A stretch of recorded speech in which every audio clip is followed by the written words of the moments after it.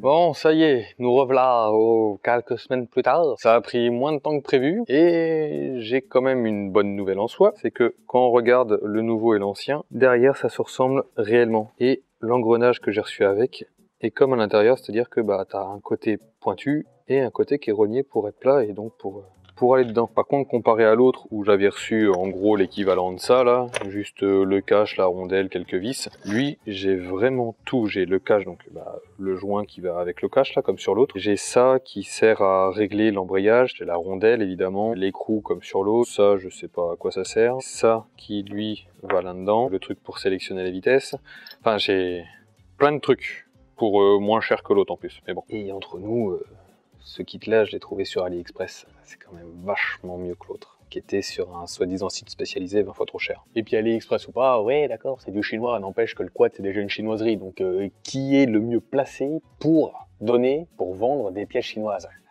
AliExpress.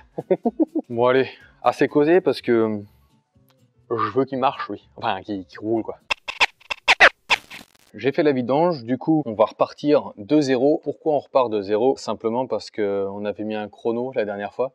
Bon, en fait, je l'ai pas mis dans le montage parce que ça a complètement foiré à cause de l'angle de l'écrou qui s'est cassé. Mais en fait, le but de ce chrono, c'est de voir combien de temps un amateur mettrait à changer un embrayage sur ce type de moteur. Donc on va recommencer de zéro et on va remettre le chrono. Et si jamais je peux le laisser dans le coin là, qu'il soit visible pendant la vidéo, bon, ça m'arrangerait on va dire.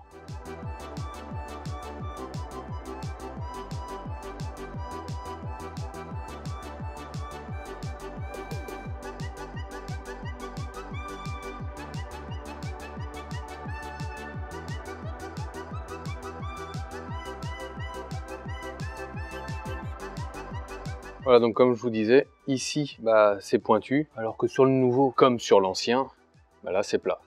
Voilà la différence entre les deux. Alors on va faire une petite pause dans le timelapse, parce que j'ai montré plein de pièces, et donc ça peut peut-être être intéressant pour vous de voir ce que c'est. Donc l'engrenage, c'est cet engrenage-là, le petit là, celui dans lequel vient l'embrayage. Cette bague-là, c'est une bague anti-friction, quelque chose comme ça je pense, qui est juste dessous. Là j'ai l'engrenage, et là si je le glisse, j'ai la petite bague. Alors franchement, ça n'a pas l'air plus usé que ça. Je vais faire de façon d'avoir des pièces neuves de rap, donc je vais les garder de côté celles-là. Et donc on remet l'embrayage qui, ce coup-ci, lui, se met bien dedans.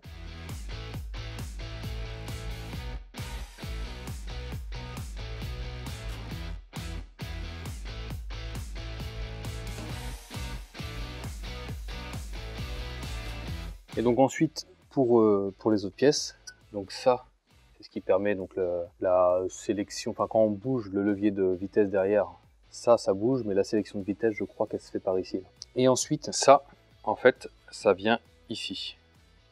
Juste ici, là. Et ce que je peux voir, c'est que si jamais j'ai un problème, jamais c'est trop gros ou quoi, je peux toujours y revenir parce que il y a des espèces de petits roulements là qui sont plus gros ici que ici. Donc potentiellement un réglage ou quelque chose comme ça. Je sais pas trop comment ça marche. Et donc la vis, c'est la vis qui est dedans, qu'on voit au milieu et qu'on voit également du coup ici. On voit le côté fondu de ce côté-là. Donc voilà, après les rondelles et tout, c'est ce qui va avec. Bon, et puis je vous avoue que ça, je me rappelle pas ce que c'est. Je les ai pas revus sur l'autre embrayage, je vais revérifier, mais je les ai pas revus, donc je sais pas. Je vais les garder avec, évidemment, mais je sais pas à quoi ça sert.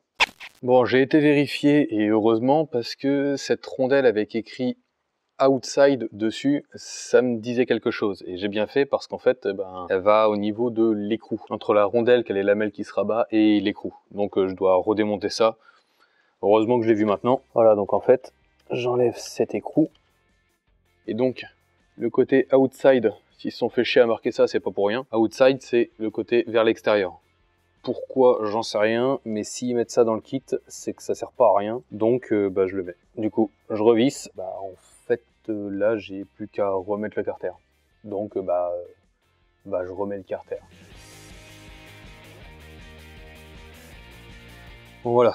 Je viens de finir de simplement rapprocher les vis, parce que déjà la dernière fois à ce niveau-là, l'embrayage m'emmerdait, les vitesses étaient très dures à sélectionner. Du coup là, on va voir si c'est toujours aussi dur. Ah, c'est tout mou. Presque trop, je dirais. Mais en fait, c'est plutôt une bonne nouvelle parce que ça, je l'avais détendu au maximum et c'était encore ultra raide. Donc ça prouve que là, je vais avoir de la marge de réglage. Donc là, je vais m'occuper de tout resserrer correctement, faire le plein d'huile dans le moteur et on se retrouve à ce moment-là. Bon, ça y est, j'ai fait tourner le quad. Il tourne bien. Enfin, il tourne bien. Il a besoin d'un réglage carbu, c'est ce qu'on va faire juste après. Sinon, il a bien démarré, à part qu'il a un peu galéré au début, parce que forcément, ça faisait longtemps qu'il n'avait pas tourné. Les vitesses passent bien. Je sais toujours pas si ça embraye bien en marche avant plus qu'en marche arrière. Mais franchement, je pense pas. Vu que j'ai tout détendu, il va falloir le régler. Mais du coup, avant ça, va falloir régler le ralenti correctement. C'est pour ça qu'on va faire le réglage carbu juste avant. Bon, du coup, je vous mets sur votre trépied. Parce que, bah oui, c'est à vous de vous poser là, hein, c'est votre banc. Il est beau le banc. Il est juste devant le beau parc, là, regarde, il est ouvert. Il est beau. Donc je vous pose sur le trépied, moi je démarre le quad, et puis on essaie de faire le réglage correctement plus vite que sur le dirt. Oh, j'ai oublié un truc. Ah oui, donc quand même. Après tout, on l'a fait pour 35 minutes 10. J'ai presque oublié de vous le dire. Alors que ça fait quand même 3 fois qu'on le fait. Ah non, deuxième fois j'ai oublié. Donc ouais, 35 minutes 10, sachant que j'ai pas fait uniquement l'embrayage, j'ai regardé d'autres pièces autour, et puis j'étais un petit peu emmerdé à cause du fait que je connais pas bien. Voilà, donc c'est toujours la même chose. Bon, voilà, déjà au moment de démarrer, on a entendu le principal problème du réglage. C'est trop riche. Donc rappelez-vous, si c'est trop riche, quand on accélère, il tombe dans les tours et il a du mal à remonter. S'il est trop pauvre, du coup trop d'air, et ben en fait il a du mal à redescendre, donc il reste haut dans les tours. Et là, si j'accélère, voilà.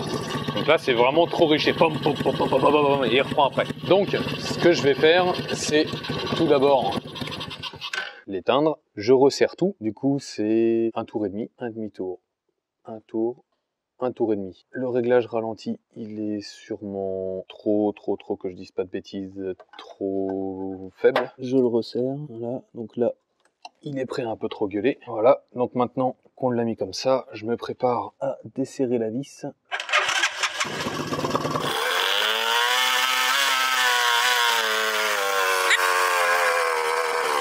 Je descends jusqu'à ce qu'il cale quasiment.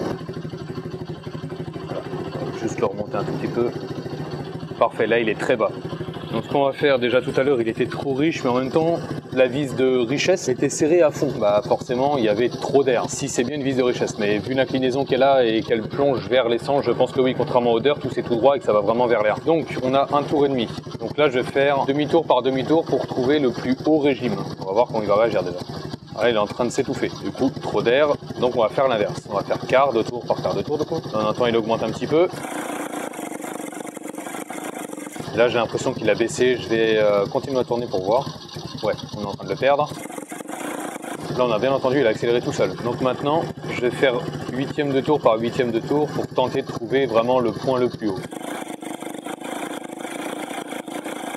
Voilà, c'est le plus haut que j'ai. Donc ce que je vais faire, c'est que je vais le resserrer un petit peu. Vaut mieux que ce soit trop riche que trop pauvre. Et du coup maintenant, on entend bien que le ralenti est un poil trop bas quand même, donc on va le resserrer.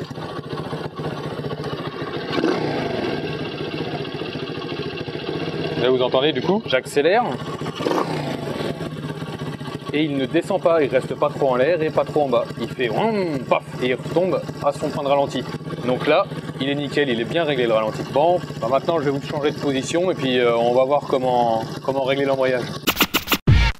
Voilà, donc en fait c'est très simple. Là, il y a la vis que je vous avais montrée tout à l'heure, c'est-à-dire celle-ci, celle dans laquelle on va pouvoir mettre un tournevis plat pour régler. Et il y a l'écrou autour qui lui fait simplement contre-écrou pour la bloquer contre le carter. Donc je commence simplement par la débloquer. Pour régler, il faut allumer le quad et il va falloir visser juste à temps de voir les roues qui commencent légèrement à tourner. Donc en première ou en deuxième ou en marche arrière évidemment. Il va falloir enclencher une vitesse. Et au moment où elle commence à tourner, eh bien l'embrayage est bien réglé. En gros, il faut que ce soit à peine embrayé. Et donc déjà, je vais voir si c'est déjà embrayé ou pas à ce moment-là. Parce que du coup, pour le moment, j'en sais rien. Donc pour ça, je vais passer une vitesse. La marche avant par exemple. Allez, voyons voir.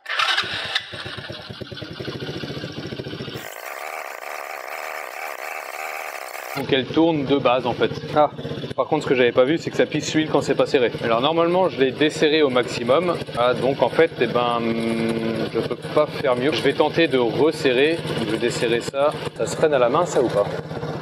Ouais, ça se freine à la main. Déjà c'est pas mal. Ça veut dire que ça tourne mais qu'il n'y a pas de pression quoi.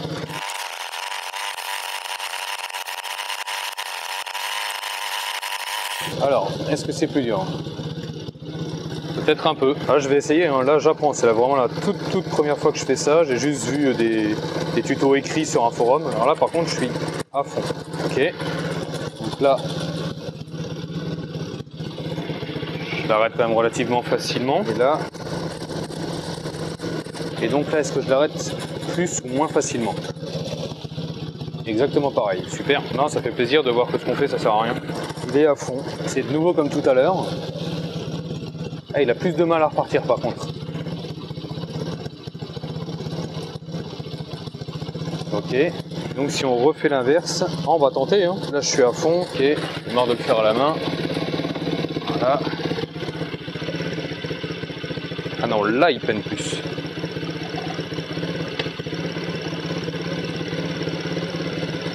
D'accord. Quand on dessert, ça le met moins en prise en fait. Maintenant je vais essayer de plus dévisser, est-ce que je suis pas sûr? Est-ce que je peux pas le dévisser encore un peu plus? Non. Là je suis à fond. Enfin, je dirais que là du coup par rapport à ce que j'ai compris c'est parfait parce que du coup ça tourne à peine. Et donc là en fait c'est uniquement quand je vais commencer à accélérer où ça va être en prise. Donc pour moi là, bah c'est bien réglé. Ah voilà. Vu que ça a un peu pissé l'huile, il va falloir que je nettoie, mais sinon il n'y a plus qu'à essayer maintenant. Bon. Et ben c'est le moment de vérifier si tout fonctionne correctement. Déjà il démarre nickel, alors que depuis qu'on s'est quitté, ça doit bien faire 3 quarts d'heure qu'il n'a pas tourné, donc c'est pas mal. On va le laisser chauffer un petit peu quand même. Même si c'est sûrement un grand mot, il tourne quand même vachement mieux qu'avant. C'est un bon point. Voilà, je vais juste tester marche avant, marche arrière, quoi. Rien d'extraordinaire pour le moment. Pour le moment. Attends, t'es quand même pour acheter ça pour le laisser en trophée devant la porte là comme ça? Et quand tu ouvres la porte, je veux que tu le vois, mais je veux que tu le vois plein de boue parce qu'il a été utilisé. Ah mais c'est encore à l'envers ça? Bon en attendant je vais mettre ça à l'endroit. Ah il est beau comme ça. Il redescend mais net quoi.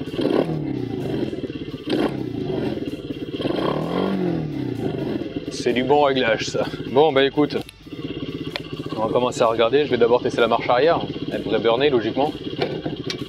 On va voir si ça a servi à quelque chose ou pas tous ces efforts.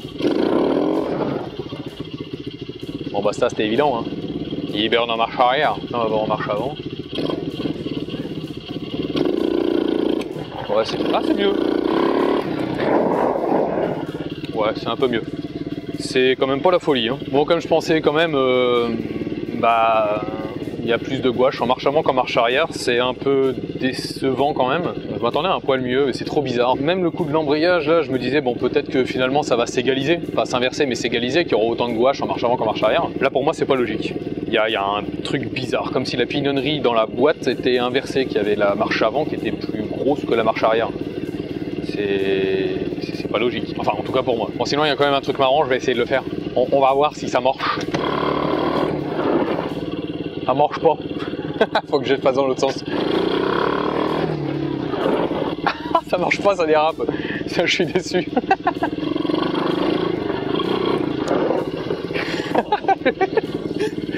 Ça m'a un peu fait flipper, je recommence. J'ai pas réussi, j'ai eu peur aussi. Pas trop vite. Salut.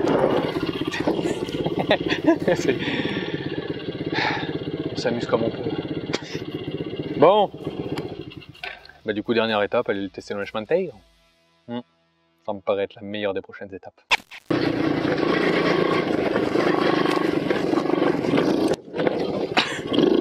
Ça passe. Ah, faut que je pense franchissement aussi, il faut brancher du côté où ça branche. Par contre, les ornières me font tout de suite beaucoup moins flipper qu'en dirt, hein, bizarrement. Bon, ah, c'est sûr, il est quand même plus mou que la dirt. Hein. C'était évident, ça. Un 125 chinois en quad, face à un 125 YX en dirt, déjà, forcément, même le même moteur peinerait plus, alors. Hein.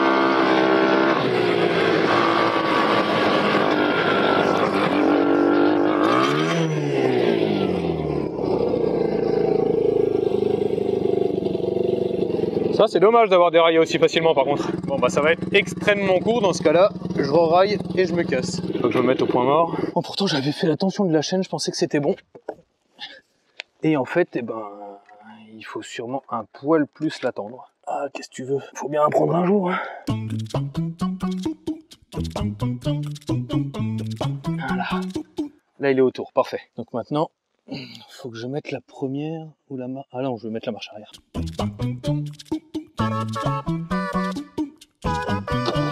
Ah, voilà. Hop là, c'est re-arrivé. Sa mère. Bon, j'espère ne pas redérailler. Je vais un peu forcer, je vais aller voir au bout. Le démarrage est nul à chier.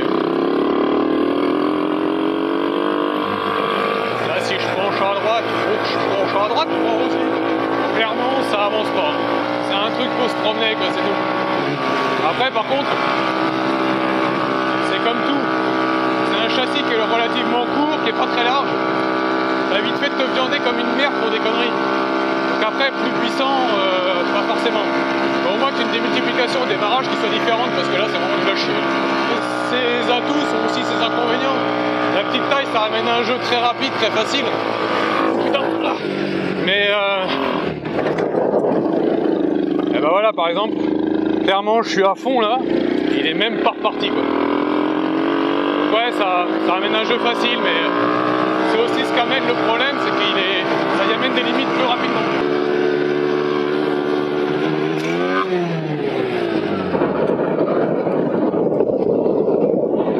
J'ai encore déraillé. Bon bah... Ah, rebelote.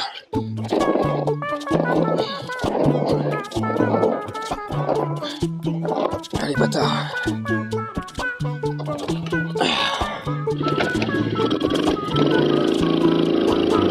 Ah, ça t'emmène vite à droite, à gauche. Je me demande s'il n'y a pas un léger jeu d'ailleurs. Peut-être un truc à resserrer. Ouais, c'est peut-être juste normal aussi, c'est un quad.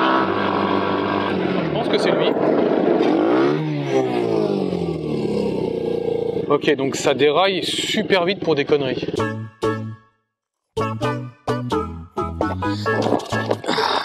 Cool. Bon, vas-y, je vais rentrer tranquille. Je retendrai la chaîne et puis je reviendrai faire un tour. Le tour que je veux faire. Ah, bon.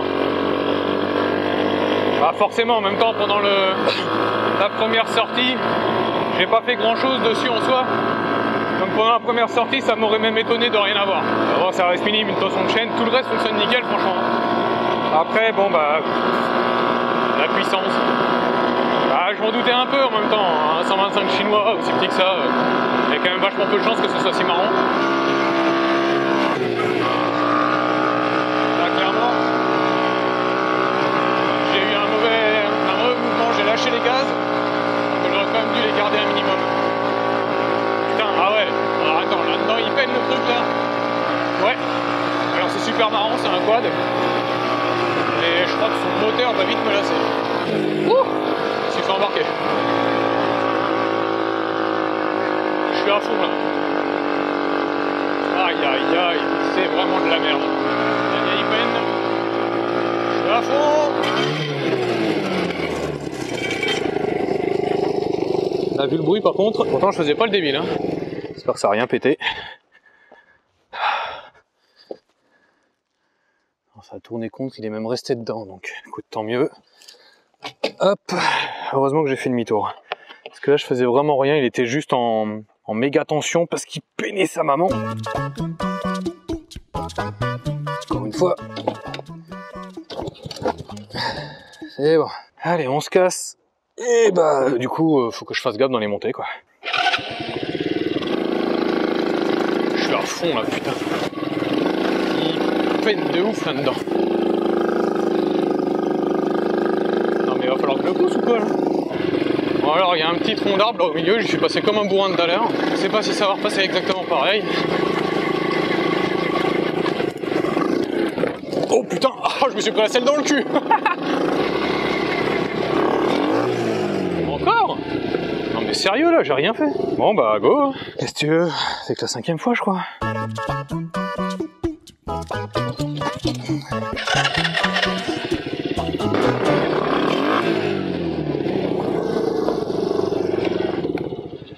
Putain, j'ai fait 200 mètres et je faisais rien.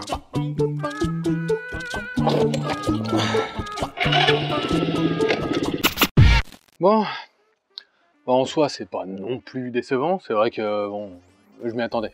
C'est pour ça que je fais pas plus de succès en fait. Il est à la ramasse. Je comprends pas ce coup de marche arrière plus violent que marche avant. C'est complètement con. Peut-être simplement que, bah, du coup, c'est un pignon qui va plus vite, mais enfin, qui accélère plus fort, mais qui va moins vite, vu qu'il est plus grand ou plus petit. Oui, plus petit. Nope. Enfin bref. Des multiplications différentes quoi. Bref. Je viens de voir que ça là, alors que je l'avais serré comme un demeuré, et ben ça s'est desserré, donc bah, déjà loctite, et puis c'est peut-être pour ça que la chaîne se barre, parce que du coup bah, ça fait que l'essieu il a peut-être bougé, c'est peut-être foutu en biais dans un sens ou dans l'autre, et du coup bah, si genre il se met en biais comme ça, bah du coup la couronne elle ça la rapproche, donc ça dessert, donc ça déraille. Peut-être. En attendant, eh ben, j'aurais mis du temps à arriver à la fin de cette vidéo quand même. C'est les aléas, hein, il y en aura des pires, c'est ce que je me dis.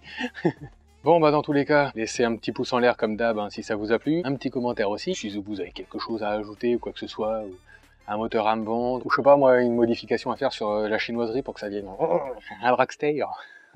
Bah ma foi, j'ai plus qu'à vous souhaiter une bonne fin de journée, de nuit, de matinée, de pré-matinée, de moment de la journée. Allez, on se prend le petit agenda pour mettre un petit rendez-vous pour la prochaine vidéo. Allez, tchuss. Venez aussi me suivre sur la page Facebook. Si vous voulez des actus bien plus régulièrement, c'est là-bas que ça se passe.